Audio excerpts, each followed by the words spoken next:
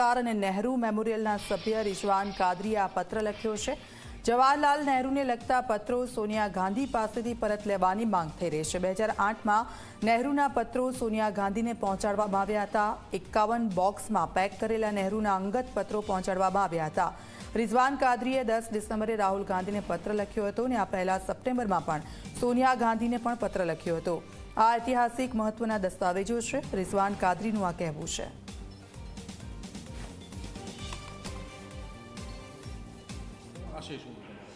मैं विरोध पक्षना लोकसभा नेता श्री राहुल गांधी जी ने एक पत्र लख्यो है અને એમને કહ્યું છે કે આ અગાઉ સપ્ટેમ્બર મહિનામાં મેં શ્રીમતી સોનિયા ગાંધીજીને જે પત્ર લખ્યો હતો કે પ્રધાનમંત્રી સંગ્રહાલય જે એક જમાનામાં નહેરુ મેમોરિયલ તરીકે ઓળખાતું હતું, ત્યાં જે પંડિત જવાહરલાલ નહેરુનું કલેક્શન હતું એ કલેક્શનમાંથી 51 જેટલા ડબ્બા શ્રીમતી સોનિયા ગાંધીજીના કહેવા પર એમના પ્રતિનિધિ દ્વારા 2008ની સાલમાં પાછા લેવામાં આવ્યા હતા। એ તમામ પરત કરવામાં આવે અથવા સંસ્થાને એની કોપી ઉપલબ્ધ કરાવવામાં આવે અથવા અમને સંશોધન કરવા માટે પરવાનગી આપવામાં આવે, જેથી આઝાદીના સંગ્રામના આ મહત્ત્વપૂર્ણ દસ્તાવેજોનો અમે અભ્યાસ કરી શકીએ અને એના માધ્યમથી અમારા સંશોધનને ચોક્કસ નવી દિશા અને નવી માહિતી અમને મળી શકે। 51 ડબ્બાની અંદર જયપ્રકાશ નારાયણનું કલેક્શન છે।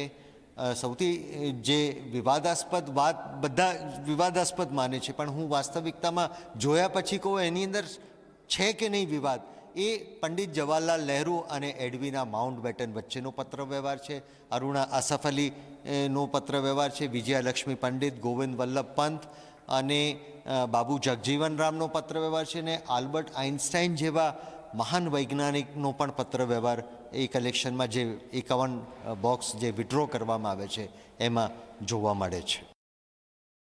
મારે એમને ત્યાં બેસીને એનો અભ્યાસ કરવો છે, એની જો કોપી અમને ઉપલબ્ધ કરવામાં આવે તો અમે ગહન અભ્યાસ કરી શકીએ। કારણ સરદાર વલ્લભભાઈ પટેલને જાણવા સમજવા હોય, મહાત્મા ગાંધી જવાહરલાલ નહેરુજીના સંબંધો જાણવા સમજવા હોય તો સર્વાંગી રીતે તમામ પત્ર વ્યવહારનો તમામ સોર્સ મટીરિયલનો અભ્યાસ જરૂરી છે। અને આઝાદીના સંગ્રામ વિશે જેટલું પણ આપણે નવું વાંચીએ એટલે બધી ભ્રાંતિઓ આપોઆપ દૂર થતી હોય છે। હું હમણાં સરદાર પેપર્સનો જે અભ્યાસ કરું છું અથવા મારી ખુદની પાસે જે રહેલ જે સોર્સ મટીરિયલ છે, જે મેં વર્ષો પહેલાં જોયું હતું અને આજે જોઉં છું, તો એની અંદર મને એ જ મટીરિયલમાં નવી દ્રષ્ટિ, નવા અભ્યાસને કારણે, નવા વિચારને કારણે એક જુદી જ વાત જોવા મળે છે। એટલે આ સોર્સ મટીરિયલ જો ઉપલબ્ધ કરવામાં આવે તો ચોક્કસ ઇતિહાસનું પુનર્લેખન થશે અને જે ખૂટતી કડીઓ છે એના માધ્યમથી જોડાશે અને નવો ઇતિહાસ ચોક્કસ સામે આવશે। એ જમાનામાં કઈ શરતોને આધીન આપવામાં આવ્યું હતું, પણ તમે જે સંસ્થા શોધ કાર્ય માટે કરવામાં આવી છે પંડિત જવાહરલાલ નહેરુની સ્મૃતિમાં બની હતી અને એની સાથે એના એમ ઓબ્જેક્ટમાં પણ બહુ સ્પષ્ટ છે કે બીજા સ્વતંત્ર સેનાનીઓએ જે આઝાદીના સંગ્રામમાં યોગદાન આપ્યું છે એમનું અને દેશના ઘડતરમાં જેમણે યોગદાન આપ્યું છે એ તમામનું કલેક્શન અહીંયા સંગ્રહિત થવું જોઈએ।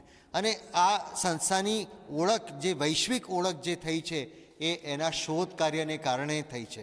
એટલે એ સંસ્થામાંથી આ પાછું લેવું એ મને યોગ્ય લાગતું નથી। તમારે તો ઉપરથી મદદ કરવી જોઈએ કે બીજા લોકોનું કલેક્શન જે હજુ પણ આવ્યું નથી એ લોકોની સામે આવે અને લોકો વધારે મોટી માત્રામાં આ સંશોધન સંસ્થાને પોતાનું રિસર્ચ મટીરિયલ આપે, એ દિશામાં પ્રયાસ કરવો।